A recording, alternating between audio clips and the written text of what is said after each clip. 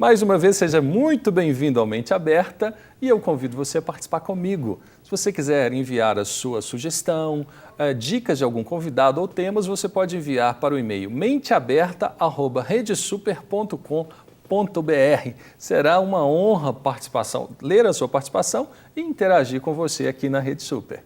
E eu quero agora dar as boas-vindas. Seja bem-vindo, pastor Daniel. Muito obrigado. Muito obrigado pela sua presença. Eu que E agradeço. desafio, né, pastor? Sim. A gente falar sobre 2014, ano novo, vida nova. Com certeza. Ou a gente pode fazer a pergunta, ano novo, vida nova?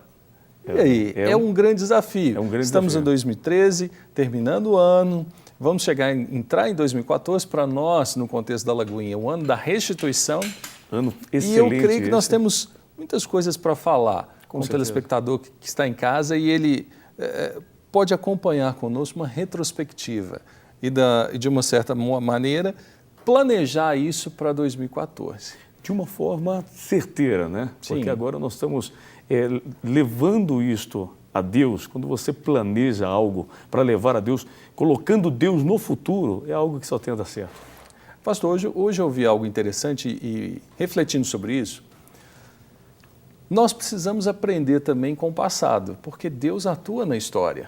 Exato. Não é verdade? Muito bem dito isso, é até algo que nos deixa como... É a escola de Deus.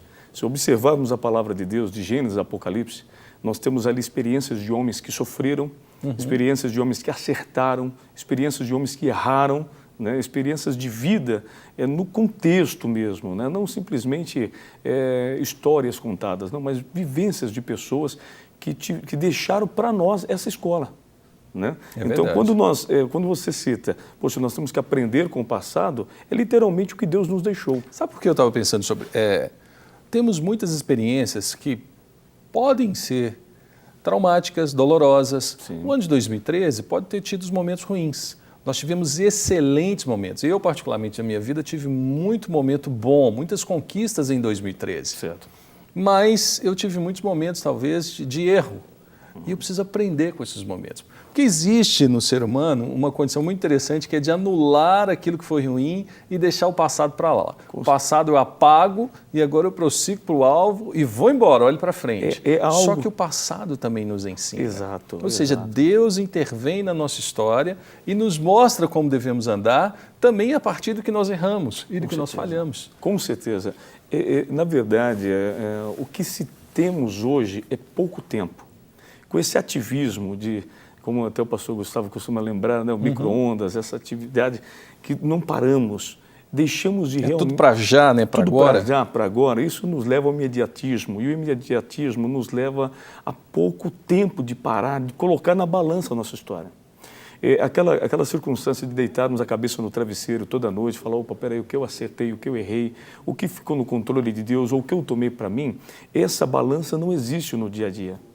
Então, nós passamos a tomar as nossas atitudes conforme vai acontecendo, na consequência. Está terminando agora uma campanha na rádio que você tem feito, na Rádio Super, aqui em Belo Horizonte, 90.1, ou para quem está em casa quiser ouvir, no www.lagoinha.com, você tem um link lá, você tem um link rádio ao vivo. Então, clica lá que você vai ouvir o Daniel a partir das 10 da noite. A partir das 10 às 2 da manhã, graças a Deus. E foi uma proposta muito interessante, onde a pessoa escrevia uma carta para Deus. Exato. Nessa carta para Deus, ela conta, você não lê as cartas, mas o que se percebe é, precisamos aprender a falar das angústias, precisamos aprender a falar também das vitórias, precisamos Muito apresentar importante. a Deus os desafios. Como é que você percebe isso? Porque eu lembro que você me disse que um médico, um psiquiatra, ele disse que isso é algo que está ligado a uma cura da alma. Exatamente. Não é verdade? Na verdade, esse propósito, uma carta para Deus, ele veio da parte de Deus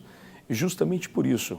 A pergunta que nós fazíamos para o Senhor e que fizemos ao Senhor, na verdade, foi justamente esta. Senhor, por que as pessoas vão para a igreja, as pessoas muitas das vezes celebram, mas vivem uma vida distorcida, de sofrimento, de angústia. Outras acreditam piamente que Jesus Cristo ele morreu na cruz do Calvário. Toca então a via dolorosa, choramos, lamentamos, porque acreditamos na palavra de Deus, mas não acreditamos que o esposo possa voltar para casa. Não acreditamos que a pessoa que está ali com câncer, ela possa ser curada pelas mãos do Senhor. Então, isso é sintoma do quê? Do imediatismo. A pessoa, ela vive, ela sabe que Deus é Deus, mas vive tão longe desta realidade que é como se essas coisas não acontecessem. É como que se foi no passado, na minha vida, não sei se vai Isso não é para mim. Exato. Mas aí é uma situação muito séria, porque para esse tipo de pessoa não tem mais milagre. Este é o ponto. Ela deixa de acreditar no milagre? Ela vive agora enferrujada. Mas existem pessoas hoje que deixam de acreditar nos milagres? Tem. O milagre é só o da Bíblia, para mim hoje não conta. Isso superficialmente, isso sem declarar. A pessoa dentro de si, ela acredita, muitas das vezes ela vai para a igreja, ela vive momentos de lágrimas, de choro, tal, etc. Aquele momento da igreja, mas é momento. Diga-se para ela assim, olha, você é paralítica, você vai andar em nome de Jesus. Opa, peraí, mas será?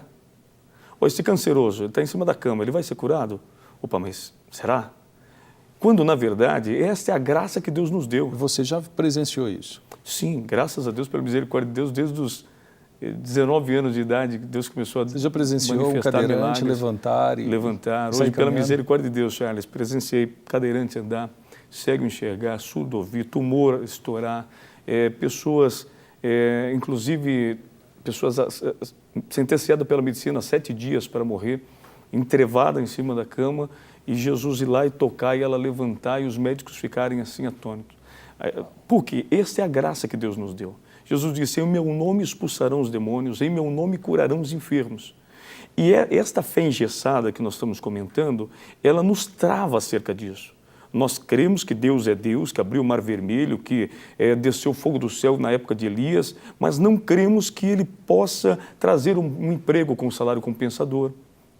É tudo mais difícil, é tudo mais complicado, parece. Por quê? Porque não tem o diálogo com Deus, não tem o se virar para Deus.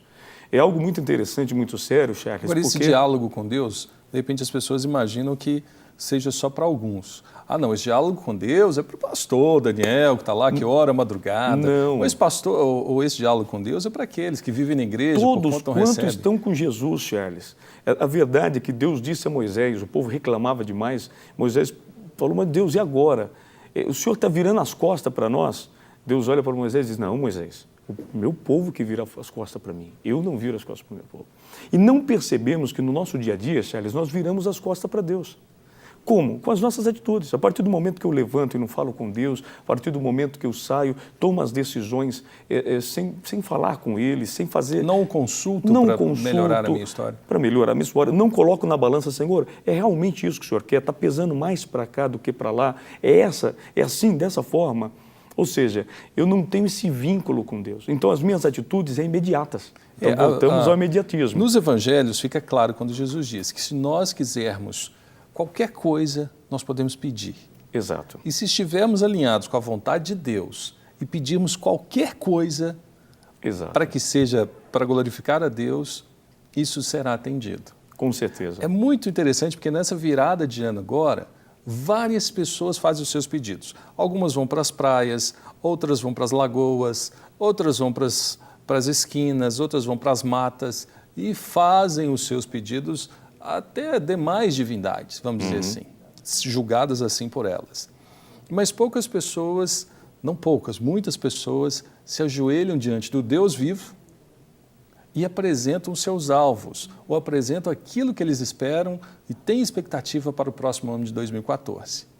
E aí a gente percebe, todos assim, até aqueles que falam Deus não existe, eles criam uma expectativa no coração para um próximo ano. Exato. Não é verdade? Exato.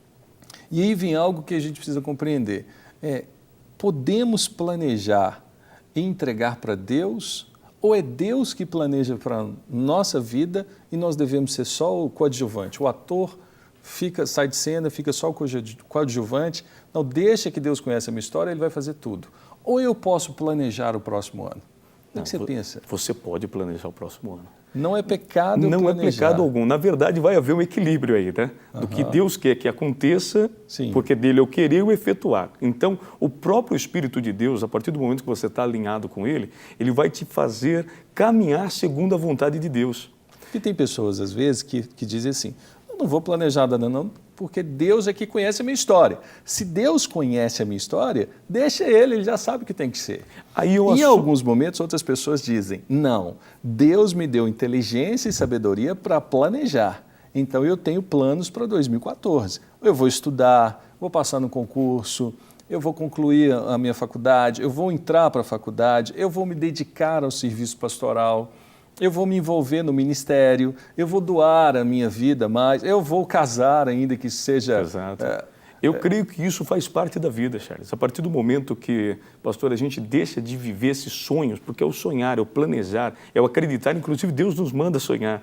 Né? A partir que eu perco eu perdi a estrutura da vida. É mais fácil pensar assim, né, pastor? Né, Daniel?